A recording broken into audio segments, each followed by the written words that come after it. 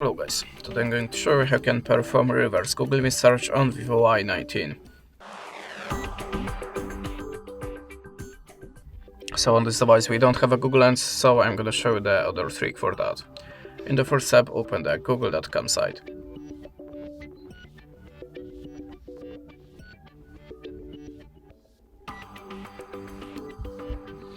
Now click on the small camera icon and choose your web browser. Now choose the photo that you want to search in the Google, like this one for example. As you can see, the whole process started automatically, and now we are looking for similar or the same objects in the Google Picture database. You can also change the searching area by swiping the edge of the square to look for something more specific. And this is the way how you can do it. Thanks for the watching, leave us a like or a comment, and goodbye.